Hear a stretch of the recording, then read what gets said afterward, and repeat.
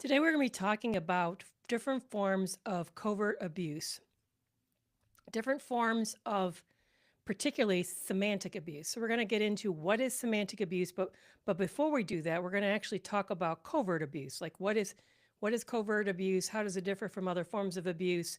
How to recognize it? Because a lot of things we get wrong about covert abuse. It's amazing to me, even just the focus. I got of a narcissism, a narcissistic abuse. I got asked earlier this week in an interview, upcoming fall podcast interview. By the way, thank you so much for you guys for the warm reception to me going on a hiatus for the summer for the podcast. I really, really appreciate it. I'm not disappearing. I'm going to be here every week for lives, but we're going to be talking about your primary questions. I've been listening to you, listening to the things that have been concerning you the most. So I have created a summer series that is directly tied into your top questions, like how do you know you're in a toxic or troubled relationship? Why can't we leave? What happens when we try to leave? Why do we feel so confused in these relationships? So those are the things we're going to be talking about over the next several weeks, for the next 10 weeks during my summer break. So I'm super excited about that. And I'm rolling out some big gifts for those of you, for everybody. I have a new survey called Toxic or Troubled, and it's free, and it gives you a mini course to help work through your top issue. It figures out what is your key troubling relationship and what is the primary problem in that relationship you're struggling with. And if you go to my links in the bio, it's right there at the top. But I also, if you're on either a live stream of TikTok or YouTube, I probably have moderators who are going to be dropping in the links to help you guys find it so that you can take troubled or toxic. So I'm super excited that you're here today. But I think we're recognizing abuse in a way that we've never recognized it before. And that's why we're seeing so much of it. It's not that it actually probably is occurring any more than it ever has occurred, but I think we're getting more sensitive at recognizing it. But I want to talk about covert abuse. How does covert abuse differ from regular abuse? A covert abuse, and boy, I can't say that word today. There, I did it again. Covert abuse is ambiguous.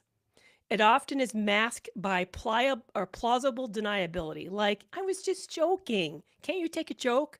Or you're too sensitive. Or why does everything have to be such a big deal? So it's often ambiguous, which is why we get it wrong. It usually involves gaslighting, either intentionally or habitually, making you question your memory, your perceptions, and feelings. They will manipulate you through kindness with weaponized compliments, using guilt trips, or be helpful but with strings attached. And they control through confusion with indirect tactics like contradictions, sending mixed messages, or strategic silences as a way to maintain power. And they undermine you by sabotaging you with backhanded compliments, by omitting things or rewriting history. And so it makes it really hard to pinpoint because it keeps you off balance and doubting yourself. This is a definition that I came across that I really like.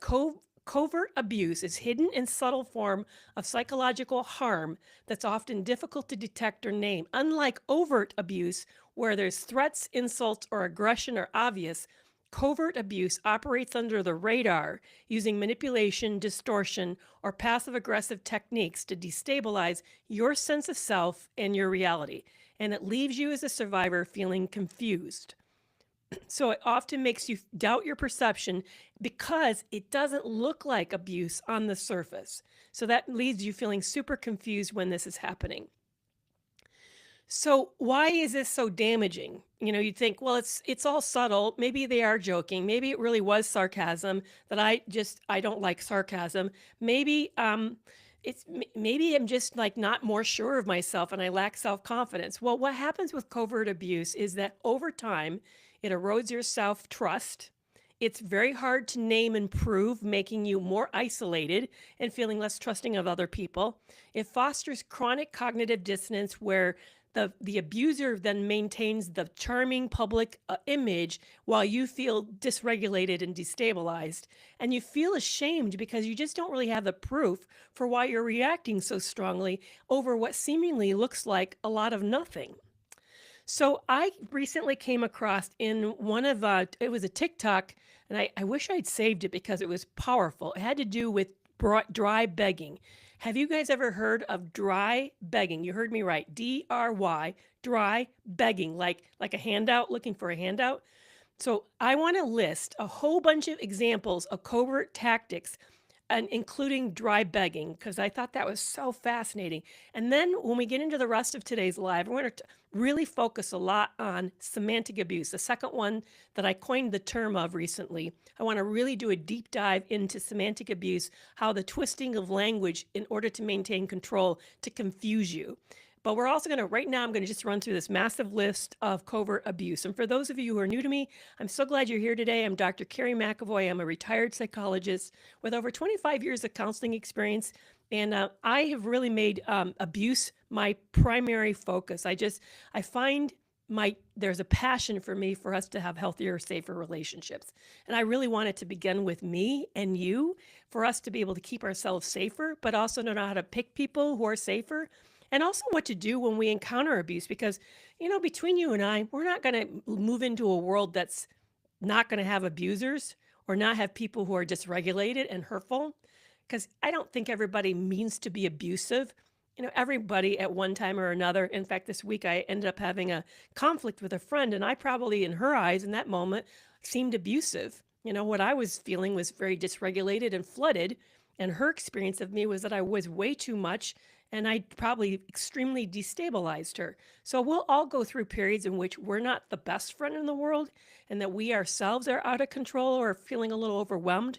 But I would like us to know what to do, how to repair, how to find regulation in the midst of being destabilized, and what to do when we are around other people who are either intentionally or unintentionally harming us.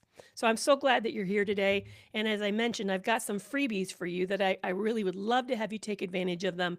And I'm launching this big, huge course, free mini course. It's free mini course called Toxic or Troubled. And the survey is in my links, but we're also posting it for those who have moderators. Sorry, I'm getting over, I had COVID last week, so I'm still battling I know I've had asthma. It kicked up my asthma, so I apologize for my scratchy throat. So let's talk about the top examples of covert abuse. And I mentioned that I saw on TikTok a video about dry begging. So here's what dry begging is. I'd never heard of it before, but I experienced it a lot with my ex.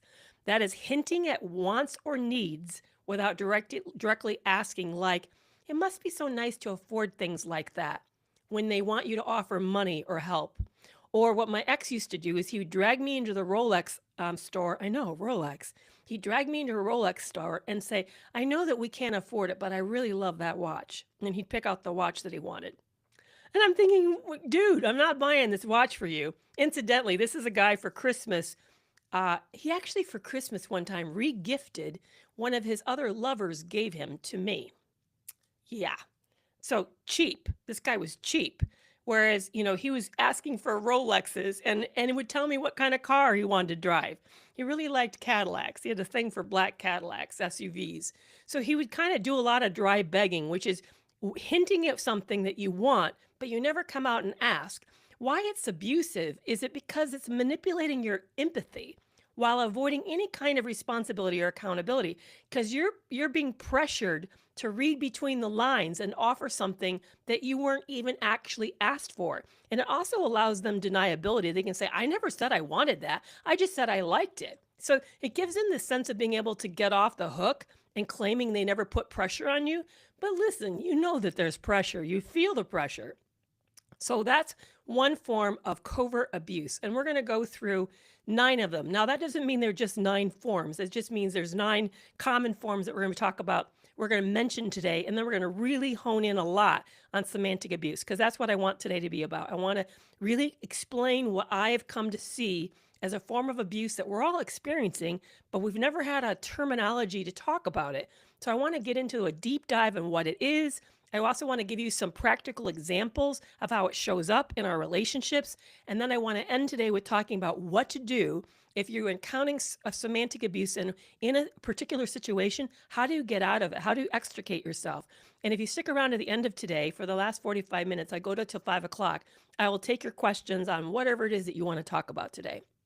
So the number one type of Covert abuse tactic that I wanted to talk about was dry begging. Number 2 is semantic abuse, which is what we're going to get into, which is the twisting of words and meanings in order to confuse, gaslight, and gain control over you by either redefining boundaries or using punishment or calling you out as having unreasonable anger. It's abusive because it's hijacking language, making you doubt your understanding of your own language and their language, and it also flips the script on you. The next one is triangulation. This is where they bring in a third party or a third concept or even their self in the past, but there's usually, they think of this third object, this third intersection object that's being brought into the dynamic to manipulate and divide. It's by referencing something else or someone else or history as a way to discredit you. Like, even Sarah thinks you're overreacting. It's abusive because it creates insecurity, increases competition, and it erodes the trust that you have by the use of comparison and implied alliances that you're not a part of. Number 4 is ingratiating guilt trips. So this is where someone who does excessive self-sacrifice or martyrdom, they're using their emotional leverage of like, it's okay, I'll just do it myself. And they usually have that big sigh at the end that really like lays it on thick.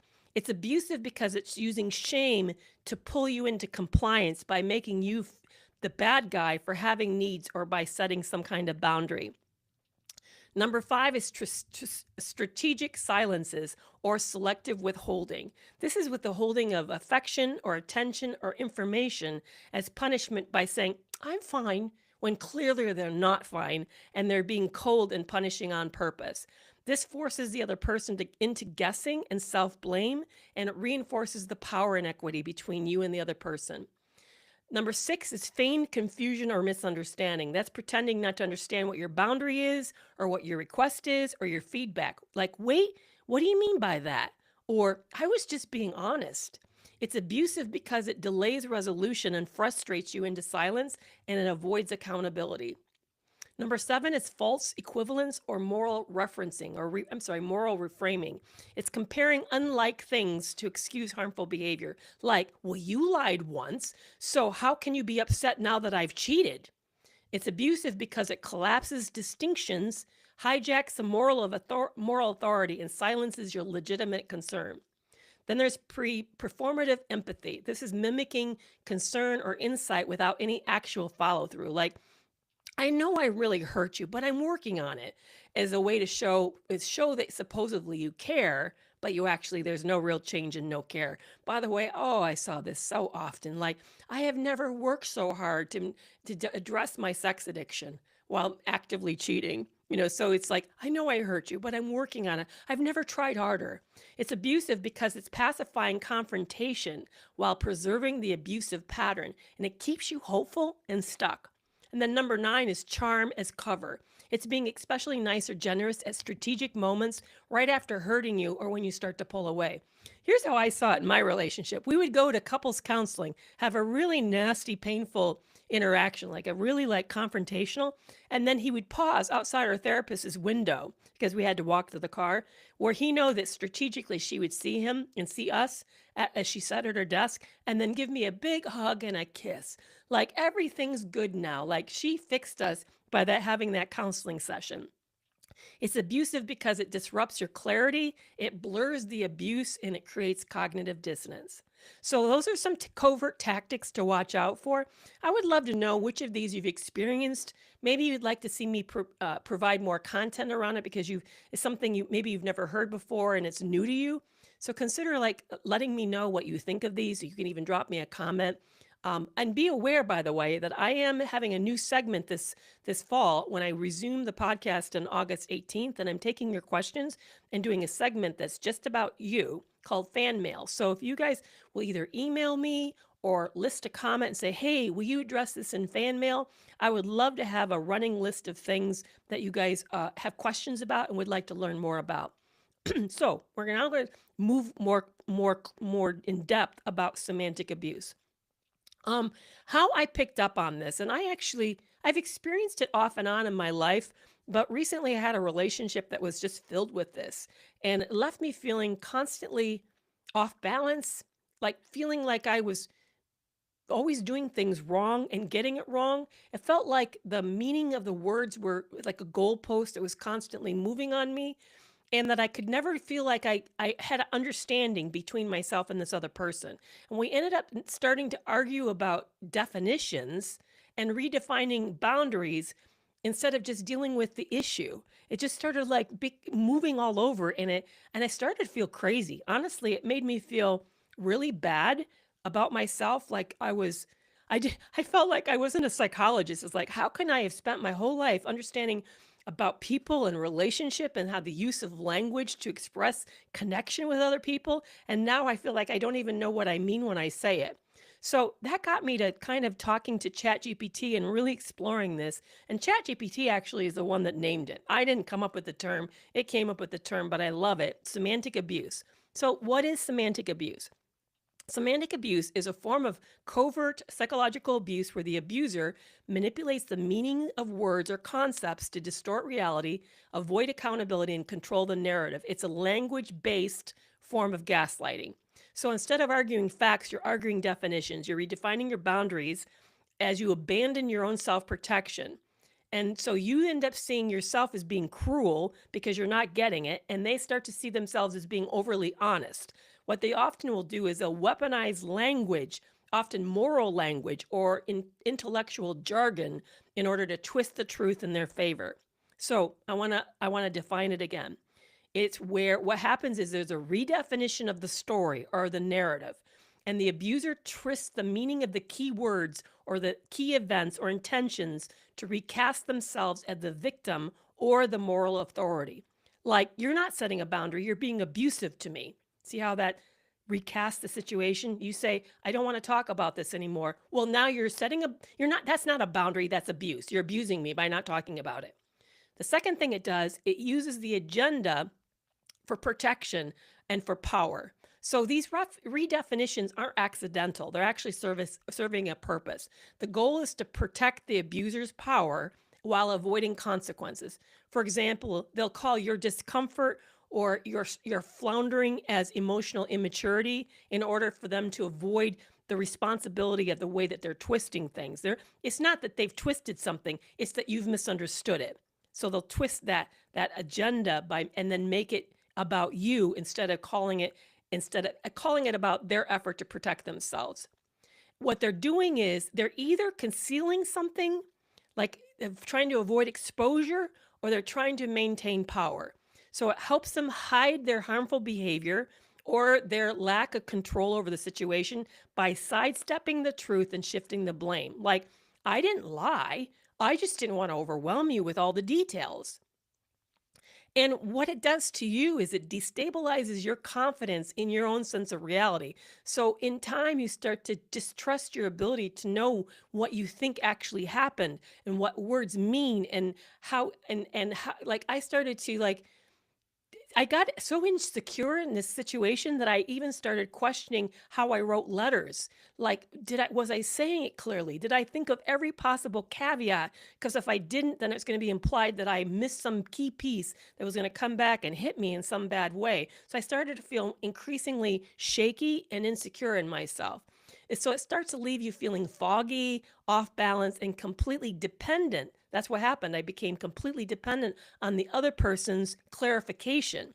I stopped trusting myself and started trusting their interpretation more than I trusted my interpretation.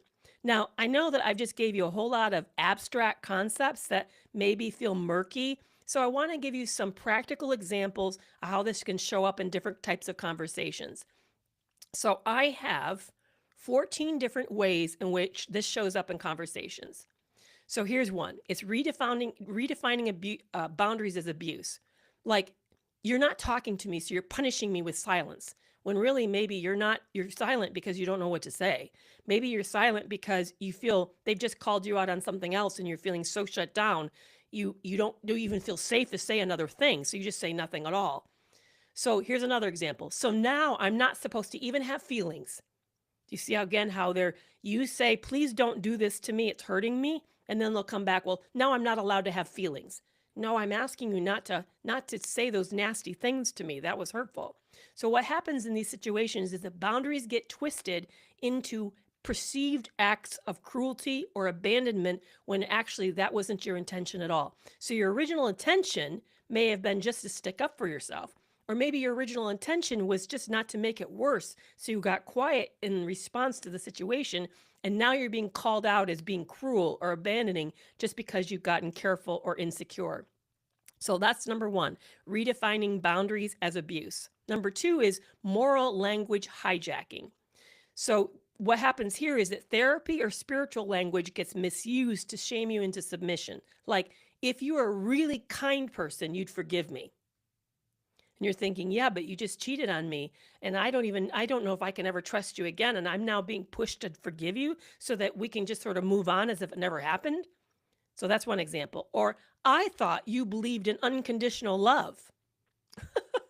I heard it back when I was young and naive and in the, in early dating, more manipulative, predatory men. And I'm not saying it's just men. I think men and women both do this. But I had a few men would say, I really believe in love. I thought we just wanted to learn how to love each other, express love better. Well, we all know what we're really talking about. We're not talking about love.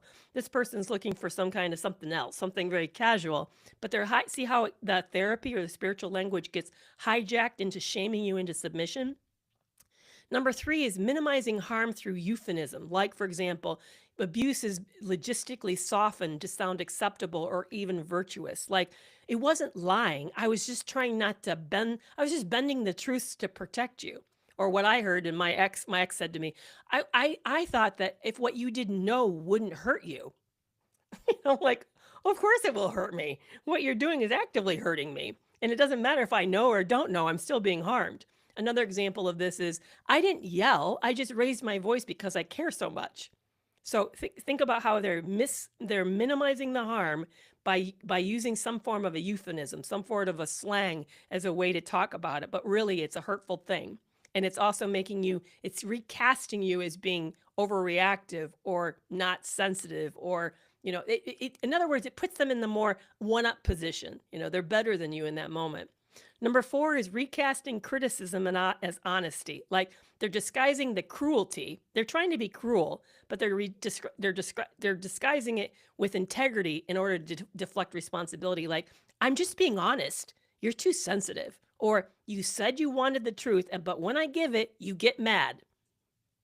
So notice how they're saying something that's terribly hurtful or harmful to you, and now they're making it sound noble when there's nothing noble about what they're doing.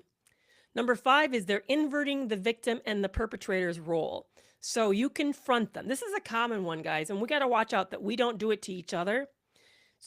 Gaslighting is not confrontation, and gaslighting is not lying. Lying always is involved in gaslighting, but all lies are not gaslighting. Do you hear what I'm saying? So you can lie and not be gaslighting. I can say, let's see, what would be a good example of a lie that's not gaslighting? I'm right now I'm stuck because everything I'm thinking of is a form of gaslighting. So I'm gonna have to think on that one. But you can tell lies that are just straight up lies. Like, we're out to dinner and we're not out to dinner. Like, hey, what are you up to? We're out to dinner. The other person doesn't have any perception of what we're up to. We're not changing that person's perception. We're just misleading them. That's not actually gaslighting. Gaslighting is making the other person defective or bad or wrong, or their memory wrong, or their feeling wrong. It's you divert off the topic in order to point the finger at the person. So here's how it can happen. You can say, you're gaslighting me right now, when actually you're not gaslighting them. You're just bringing up an issue that's hurting them. So you confront them about something they did that's hurtful to you. Like, say, you know what, when you brought up that story that I asked you not to tell anybody about, I felt really embarrassed. Now you're gaslighting me. No, I'm not. I'm just saying, please don't bring up that story, and please don't share a confidence. Or they could say, you're always twisting everything. When no, you're just saying, please don't harm me. So it's a way for them to say, you're the bad guy for actually having a boundary or setting a limit of some kind. Number six is weaponizing therapy speak. This is when they use complex psychological terms out of context to invalidate your emotions. Like, I think that's your attachment wound talking, not reality. No, maybe it's me not like what's happening between the two of us that's making me feel really crazy. In other words, it's not an attachment wound. And besides, that's not what an attachment wound is anyway. Or you're always trauma dumping. Stop trauma dumping. Um, this is they'll walk out of therapy, and the minute you got whatever you've been talking about, it's like, do you think that's your anger? Do you think you just have not really dealt with your anger enough? Or I really think you've got a whole lot of unprocessed grief. So they'll weaponize the therapy speak. Watch out for that. Number 7 is redefining accountability as control. Like, you present a request out of respect, not out of desire to micromanage. You're just simply saying, when you start to yell at me, I really shut down and I feel like the conversation's over. And you're just trying to have a better way to talk so that things stay safer. And they'll say something like, what? Are you trying to control how I speak now? No, you're just trying to ask to be safer. You're asking, can we find another way when things start to feel a little out of control? Or they'll say, I'm allowed to feel what I feel. You can't police that. So watch out for redefining accountability as control. Number 8 is they'll recast the past. Like, words and events are redefined after the fact to protect that person's image. Like, you're remembering that all wrong. I never said that. Or that's not how it happened. Now, this often is another form of gaslighting, but because it's using language, a twisting language and a recounting, it also makes it a form of semantic abuse. The number 9 is moral equivalence distortion. This is one where they flatten the moral landscape so that nothing feels justifiably wrong. This has happened with me and my ex. So I had a relationship that got a little too emotionally close in a previous relationship of mine, and I kind of had a friend that was probably more privy to some information than they should have been, and I felt kind of bad about it when it was all said and done. My ex would make that the equivalent to his cheating. Because I was a little too close to a friend, he equated that I was no better than him, who had rampantly cheated on a relationship. So, for example, like, well, you lied once too, so what I did isn't any worse. Well, yeah, because you've been lying to deceive something that's harmful to me, that's going to really have detrimental effects. Or, well, we both make mistakes. You're not perfect either. So see how they're flattening the landscape so that now you're on the same level then, and that way it makes whatever they did not that heinous. Number 10 is using empathy as empathy is used as silence. So they'll appeal to empathy as a shield from being held accountable. Like, try to see it from my perspective from you before you attack me. Or, you know what? You never ask what I'm going through. So it's the request from you to be more empathic really is a great way to shut you down. That's really what it is. It makes you the bad guy because somehow they're saying you didn't show up well enough. So now you need to feel like now you're just sort of like, it's a shield. You don't know how to approach the relationship anymore. Number 11 is calling self-protection selfish. They'll redefine healing or distance as betrayal. Like, you only care about your own peace now, or all you talk about is your healing and it's exhausting. So watch out for that. And then number 12 is twisting normal reactions. So you may have an emotionally valid reaction to something, but gets reframed as instability or immaturity. Like, you're angry? I thought you were better than that. This is how it happened to me. So when I told people about the extreme acting out around intimacy in our relationship, how much I was being betrayed behind the scene, and the extent that he was going to betray me, I heard from some of my friends, my Christian friends, that I had an issue with anger. You sound really angry. Like, maybe you have an issue with anger. Have you thought about that? Like, yeah, you think I do? Yeah, I'm really angry. This is making me really angry. And you know what? That's a normal reaction for what I just discovered. So watch out for somebody making you feel bad for having a real natural reaction. Or they'll say things like, you're clearly dysregulated right now. I'm going to wait till you're calmer. Ooh, I've had that happen, and it is brutal when it happens. It makes you feel so crazy and wrong, and like something's, just like you can't be human. That's what it felt like to me. I couldn't be human. Number 13 is obscuring consent. Like, well, you never said no, or I thought we were on the same page. So they're redefining an ambiguous or an unclear communication to suit their version of the event. Boy, that one hits hard because, I think sometimes I do that. I think sometimes I I think we're on the same page. I find out we're not on the same page. And I may say to somebody, I thought we're on the same page. I never want to make them feel like they don't have the ability to maybe have heard it differently. Maybe it wasn't as clear to them as I thought it was. Maybe I wasn't on the same page. So watch out for obscuring consent. That's one I'm going to have to pay attention to. Number 14 is using logic to undermine emotion. This is where they'll redefine what's valid based on logic, not on its impact, its emotional impact. Like, that doesn't make sense. You're just being irrational. Or you can't be hurt by that. It wasn't that big of a deal. So those are examples to help you get a better sense of what semantic abuse is. I know because when we talk about it in abstract terms, it can get really confusing and you may not end up thinking, I don't really know, because we get confused with circular arguments, or also known as narcissistic word salad. How you to know the difference is semantic abuse makes sense. It's not confusing. It doesn't feel like you're getting the runaround and you're losing the point. When you're hearing a circular argument, you're going to lose the point. You're going to end up like feeling like, where did we get started in this conversation and how do we get over here? And what is the main point? Because I kind of forgot the main point because everything's sort of like rambly and disconnected. I'm not for sure really what is the issue. That's how you know that you're hearing narcissistic word salad. They're actually using just the barrage of words. Almost sometimes they make sense. It's not like they're making words up. But when they string them together the way that they did, the way they're stringing them together doesn't make sense. They don't logically create a line of reasoning that you can follow. And so you end up feeling just kind of exhausted, wore down, and you like defeated. You feel very defeated.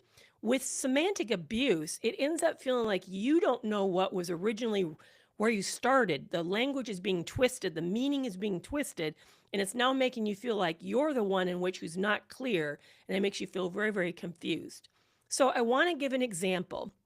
An actual conversation, this has been changed, so it's not recognizable, but I want to give you an example of how semantic abuse happens, and then I want to talk about what just happened, okay? So it's a conversation between two colleagues at work, and they're Alex and Jordan. So Alex would say to Jordan, hey, I forgot. When's going to be a good time to meet and talk about a few ideas? One of them came from Tyler. She suggested we rotate our meeting get-together to help everybody feel more connected. And we can start to take turns and hold it in someone's different office so that it's not too much on one person. And I thought it was a great idea to try if you're open to it. And Jordan says, I like Tyler's idea. I'm totally on board. But I thought you told me we're not going to make any changes to how we host these meetings until it's brought up when we're all together. Is that no longer the case?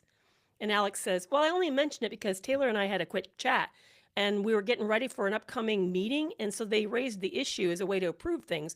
I just thought it was worth running past you a little sooner rather than later. So I want you to notice something. Jordan's response appears warm, but it actually is a subtle call out. Like, I'm totally on board, but then it reframes Alex's behavior as a potential betrayal of a past agreement. Jordan, in that moment, felt left out or caught off guard. Like there was some conversation that Jordan wasn't a part of. But instead of them saying, oh, you talked to Taylor and I wasn't a part of that, I wish I'd been part of that conversation. Instead, they raised it as a rhetorical question that implies that somehow Alex broke some shared rule. So notice how there's a past boundary or an agreement that got redefined and now is being used to make Alex feel bad about, as a way to make Alex feel like Alex breached something and calls Alex in line again. Now, why is this semantic abuse? Because you're going to say, you know what, this happens all the time. And really, is people meaning this to be abusive? The problem with this interaction is that the brainstorming was mentioned as a breach of process, and it protects the power by bringing Alex back to a past rule. So Jordan gets to position himself or themselves as the gatekeeper, and it avoids Jordan from saying what they actually felt, like they felt not a part of something, like they were missed out on. Maybe they had FOMO, they missed out on something. And instead of dealing with their own FOMO, maybe don't even bring it up, but instead of dealing with their own FOMO, they're suggesting that Alex did something wrong. And now it puts Alex on the defense because it destabilizes Alex for actually doing something in an effort to be collaborative. See, I know this is super subtle, but this is how subtle this gets to be. So what could have Alex done to avoid falling into the trap? it often helps to gently reframe what's happening. I'm trying to think about whether or not this, and sometimes it really helps to name the subtext. So I'm going to think about, if I'm going to jump ahead. Yeah, I'm going to jump ahead. So I'm going to talk about what to do if you think semantic abuse is happening in a conversation. How do you get out of it? If you think one of these examples is happening to you, you're being pulled into a semantically abusive situation, I want you to, when you experience that moment of confusion or guilt or fog, I want you to pause. That's the first thing. I want you to pause, because that's your nervous system saying something's not feeling right. I feel something is really off. And that's the way for you to take that moment to spot the trap, because you want to be able to see what's actually happening here. I'm feeling put on the spot and I'm starting to feel confused, like I don't know what's really going on here, and I'm feeling maligned, like my intentions and motives and boundaries are being misinterpreted as bad. So I want you to pause, because you're recognizing something is getting twisted. So that's the first thing. Spot the trap by feeling the confusion, the guilt or the fog, and use that as a way to pause and say to yourself, something's being twisted. The second thing, and this is really hard because we're so tempted to do this, I want you to refuse to enter into the frame of the conversation. What do I mean by that? You're feeling maligned or misunderstood or characterized in a hurtful way.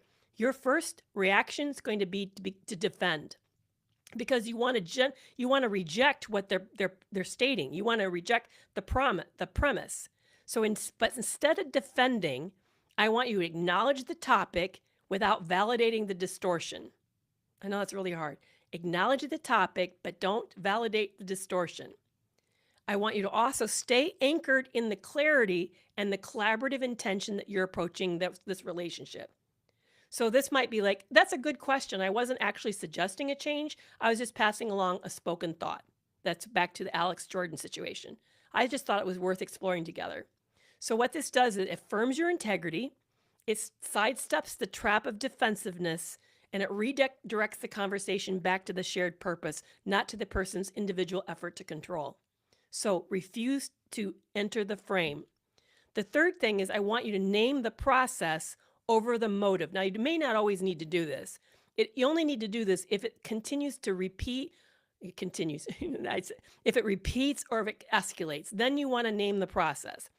But do so by focusing on the process, not at making an accusation of motive. Because if you accuse the person of their motive to distort things or trap you, you're going to escalate the trap and make it worse. Like you can say, and this is more of a kind of ChatGPT way of saying it, not really way I would say it.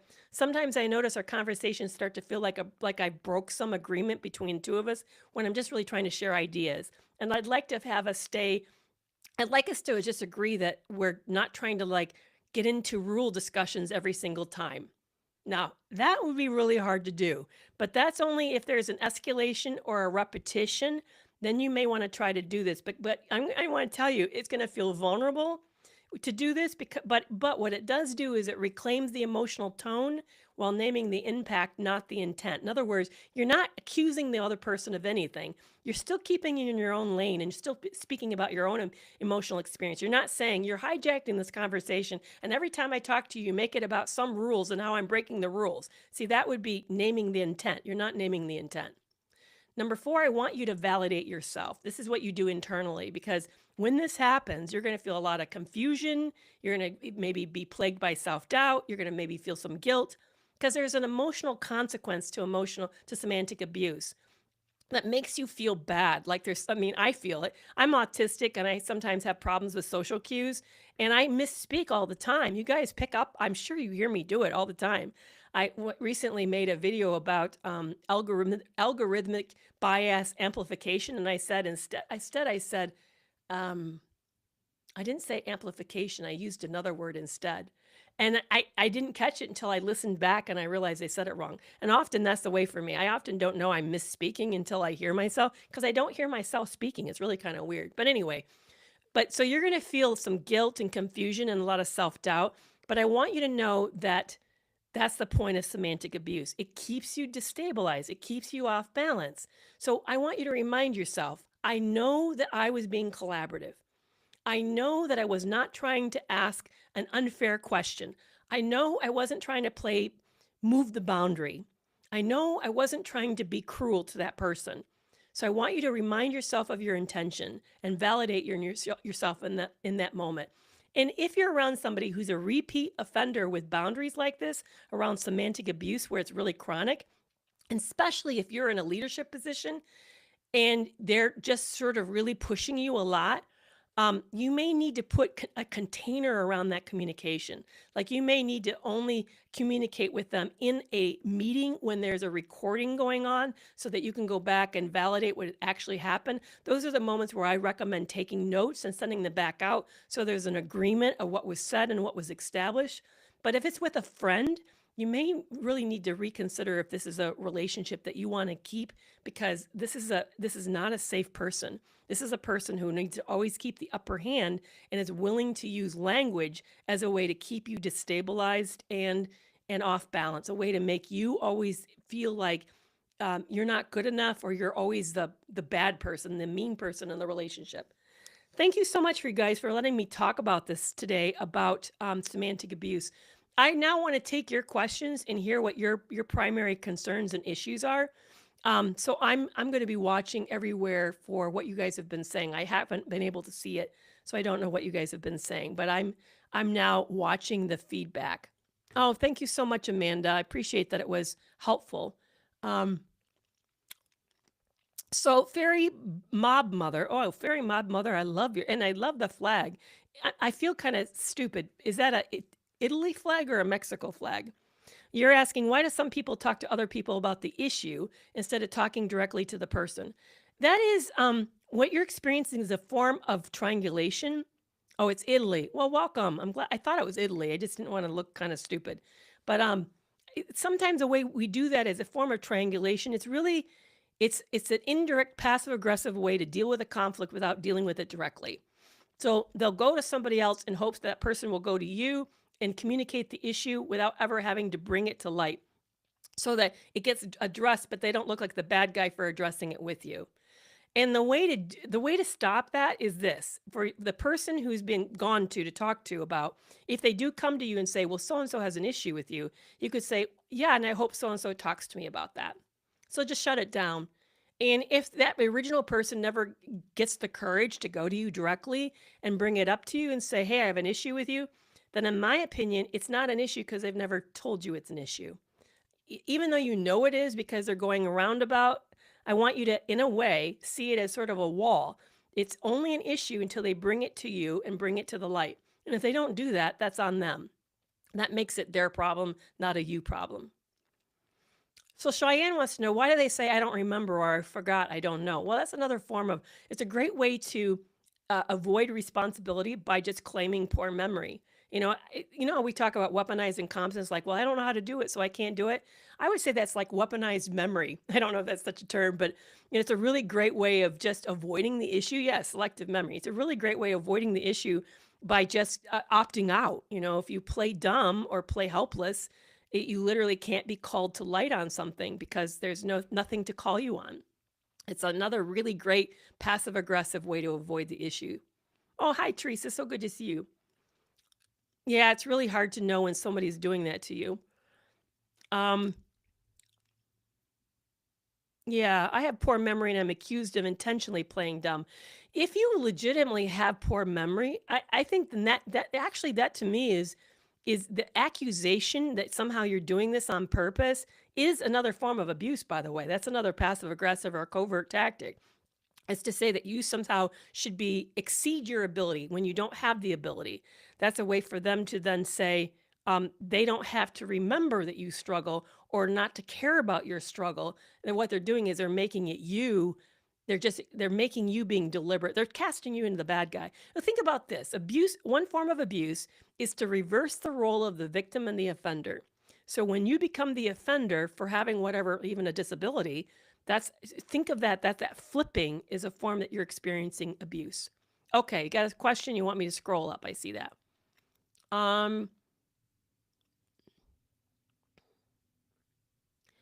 do I start healing when I'm stuck in trauma And I know my wife of 30 years is a covert, malignant narcissist, and I feel like I can't break free. That's really tough. That's a complicated question. I really appreciate you asking how to break free. I think the first way is to start to listen to yourself and insert pauses and break the reaction. You're in a relationship where it's highly probably reactive and you are used to trying to put out the fires. I would suggest you stop trying to placate, fix, whatever it is that you're doing as a way to keep things even between you and the other person. Let it play out in a hard way and stop trying to mollify it. And instead, ask yourself when it's going wrong, what do I need in this moment to restabilize, to re-regulate myself? That's the first step, because what you're doing when you do that is you're recentering safety. Instead of putting safety in the relationship, you're putting safety back inside yourself. And that will help you then to begin to think about other things that you need to do to find safety again. It's really hard. I want to let you know this is a process that's super hard, that may take a long time to do over time. But I want you to see this as like the first of many steps. It's sort of like eating an elephant. How do you do that? You do one small bite at a time. So see this as the start of something towards something new. So Charlene is asking, when someone offers help after surgery but never does, and the family knows you're recovering from a tough surgery but never sends help, but instead sends funny videos. Yeah, that is really, first of all, I'm so sorry. Yeah, I agree with Teresa. I'm so sorry to hear that. That is, what a way to neglect. That's really a great example of emotional neglect and physical neglect. You know, that's a family that uses sort of like, it's not really an example of thought terminating cliche, but it kind of like that. A thought terminating cliche is when you're telling somebody something really bad and super hard, and maybe they don't know what to say. They'll say, well, God never gives us more than we can bear. Yeah, but that doesn't fix how I'm feeling today. You know, but it ends the conversation because there's nothing else to say to it. So what you're giving it is an example of, this is somebody who promises or at least knows something, but then they fail to show up. What I would do in that example is I would say, note to self, this is a group of people I cannot count on. And so next time I'm in this place, I'm going to have to think of other resources or ways in which I'm going to address this, because I can't count on these people. They say a whole lot of great sounding things, probably for image management reasons, but it's not actually real. I would kind of see that as something that I would shift away from to kind of protect myself. So, and Buckaroo says, I have a narcissist who pays for nothing. I pay for his vehicles on his property, and he's the victim and talks to me. My first reaction to that is, what would happen? Now, I imagine, is the vehicles and property in both your names or just in your partner's name? Because if it's just in your partner's name and you're bailing them out from something they're not taking responsibility of, I would actually be tempted to stop. I actually made that error near the end of the relationship. As it's collapsing, I found out that my ex hadn't paid a few years of taxes with the government of U.S., and so he owed back taxes. I didn't owe back taxes. I was current, but he owed back taxes. And I was so hopeful that we're going to make it. I went ahead and I filed his claims. He hadn't even filed. I found out that, by the way, I didn't know this, it's worse not to have filed than to have filed and not paid. I didn't know that. My accountant told me that the lack of lack of filing is the greater offense. So I paid a long dollar. I paid a lot of money to have his couple years filed. But my accountant said, do not pay these. This is not your bill. This is this person's bill. So there's a part of me that I know it's really hard. I have to say to him, that was hard. I did not find that easy to do. But I want you to consider that if those vehicles and property is not in your name, and even if it means this person may have them repossessed, I want you to consider just stop paying for it. Because, okay, so I'm the sole renter, so I owe for these, and I'm leaving him soon. Yeah, and his rental is more than the rent. Oof, that's sorry. I'm sorry you're in that. This is one of those things where I have learned the hard way as well is that I need to really protect myself better and be more strategic and not commingle stuff so much, um, out of the assumption that this person's a good person. Until I know they're a trustworthy person, I need to be very careful about keeping my stuff, and their stuff, their stuff. So when things like that happen, that I don't end up accountable for their part of their letting their life go to chaos. Because these individuals, I don't know if you guys have noticed, they move from chaos to chaos to chaos. Oh, thank you so much for reading the book and did a review. I appreciate that. That really meant a lot to me. Yeah, she's talking about Love You More. I tell my story when I wrote Love You More, it was so vulnerable. I felt so much shame about what I experienced that I could barely lift my head. In fact, at the end, I know I wrote about it in the book. I shared that how I talked to my sons, and I actually, my face fell in my lap. I was so ashamed I couldn't even hold my head up. And I said, "You guys must be so ashamed of me." And my oldest said, "No, Mom, he used your best parts against you." So I really want you all to hear that your partner and your loved one, maybe it's your family member, maybe it's a sibling, maybe it's one of your children, but they're counting on your empathy. They're counting on your healthiness, and you're using those parts of you as a way to weaponize you in order to make their lives easier and to avoid responsibility and accountability. Yeah, Buckaroo. So, like you just said, my naivete has cost me so much, and I'm learning. Yeah, I agree. Hey, I'm right there with you. I'm probably feel like I'm the founding member of that. You know what my ex said to me? He said he loved the lack of malice. He loved my lack of malice. What he was saying is he loved my naivete and my gullibility. So yeah, like you, right there, I'm with you. I like you.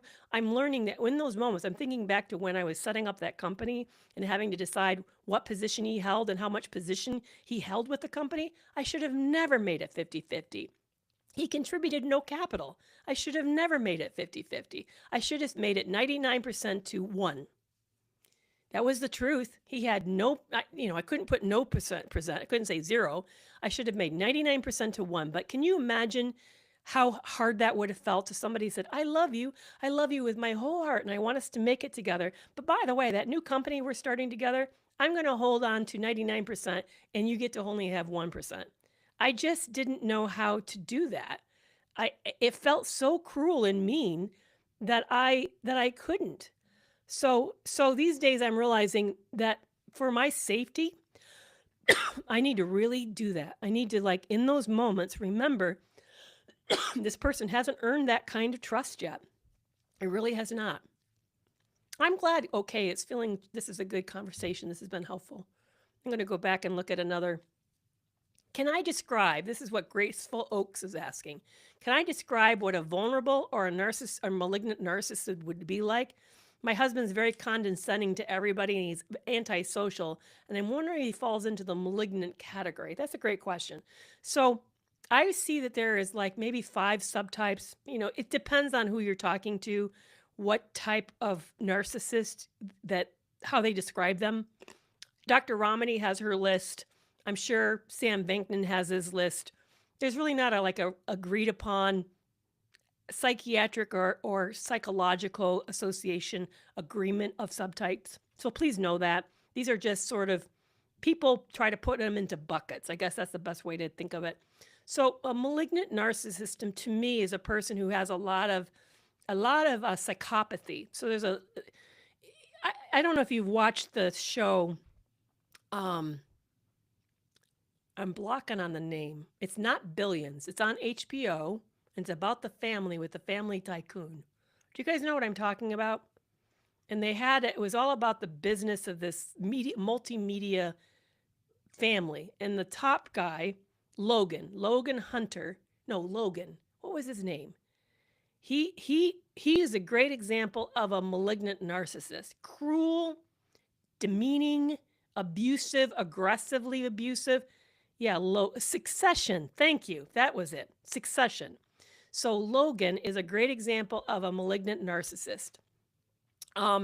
Dangerous. This person is sarcastic, critical, has to always keep everybody under their thumb.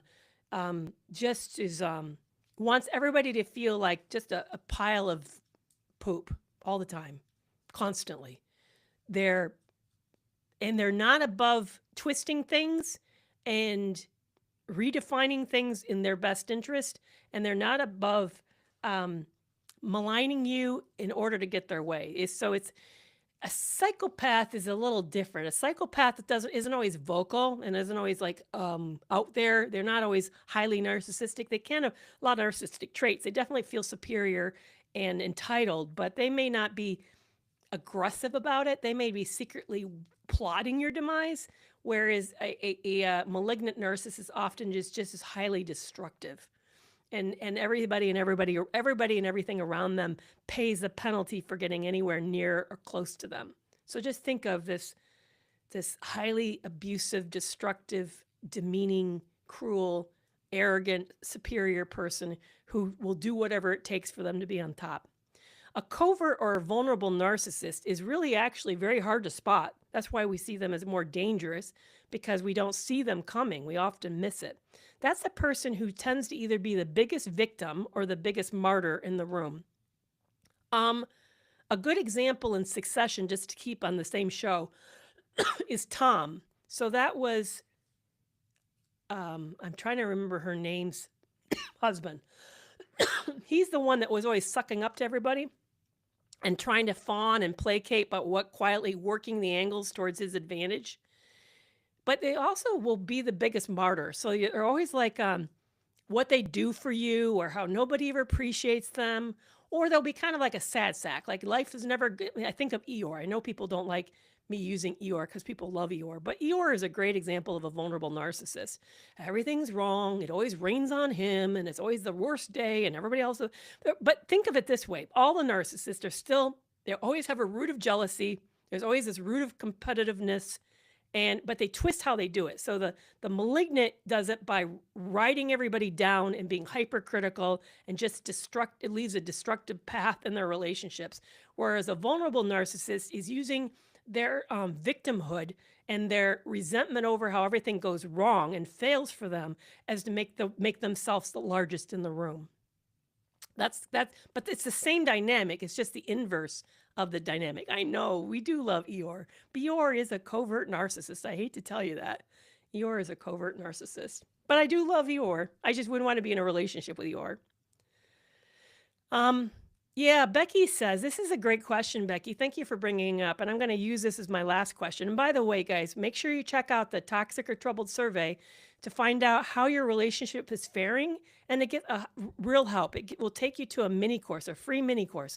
There are no hidden tactics here. I do end the whole thing with a mini course offering a membership at the club, but the mini course is yours. And so I really want to help you. I actually built this out for you guys. There's 9 tracks. So if you have a family or friend relationship problem, it has a track for you for that. If you're struggling with a romantic relationship, there's a track for that. If you're struggling with your primary family of origin, you don't know what to do with your own, maybe your own family, like your siblings or your parents, or maybe your kids, there's a track for that. So please consider taking Troubled or Toxic. Yeah, it's the link is, if you click on my bio in TikTok, it says one of them is other options or like off on my website. It'll take you to my website, and that's how to find it. And if you can't find it, Sundrix, please just email me at hello@kerrymcavoyphd.com, and I'll be happy to send you the link. So let's go back to this question of why do we feel like the narcissist? The reason we feel like the narcissist is because narcissists don't take accountability, and that they are upset with you for being upset with them. So think about it this way. They do things that are destructive and hurtful. You have a natural reaction to that. You're betrayed often. You're hurt. You're harmed. And you want to bring it up because you want the relationship to be healthy and good. So you look at a way to make it better. So you bring it to them and say, hey, listen, can we address this? And so what they do then is say, you're the problem. You're never happy. Do you always notice how everything is about you? And they twist it back on you and make you the problem for bringing the issue up. That's a great way. So you end up thinking like, well, maybe I am narcissistic because I am the one with the issue and they seem happy. They don't bring everything up. But by the way, look at who's leaving the path of destruction. Look at who's like losing the job or who is doing the betraying. Look at who's like using their relationships or to other, who's lying all the time, or who's like not like taking responsibility and letting things fall and creating chaos. So that's a good way to kind of pay attention. You're not the narcissist just because you're reacting. You're reacting because things are going wrong. So, and this is how we fix things. We fix things by calling them out and asking for them to be different. But they will end up making you be the toxic one for simply having an issue with them. What they're really saying is, stay off my back. I don't want to hear from you. I want you to let me do whatever I want to do whenever I do it. And when you call me out on that, I have a problem with you. But that's not how relationships work. Relationships should be reciprocal. There should be mutual respect. There should be care and concern. So pay attention to how safe this relationship makes you feel and how valued. Hey, thank you so much. GMB, I'm glad you're here. Thank you guys for you paid subscribers. I know that right now I'm going on a hiatus, which means if you're a Substack paid subscriber, or you're a YouTube paid subscriber, please be sure to RSVP for the Ask Me Anything July 9th event. That's my event as a gift for you for riding through the summer. And in August, I'll be sending you a gift. I'll be emailing you a gift for your support, for you guys staying. And I will still have a paid subscription version all summer long, but it just won't include the podcast extra episode that you've come to expect. But thank you so much, guys, for being here with me and hanging out with me today. This was a great topic. Next week, just so you guys know, what next week is going to be about. We're going to talk about how to know if something is toxic or troubled. What's the difference between a healthy or a dysfunctional relationship? We're going to really break that down in a lot of depth to help you make sense. So we'll be back here on Tuesday at 4 p.m. Thank you so much, guys. I really, really appreciate it. You guys take care.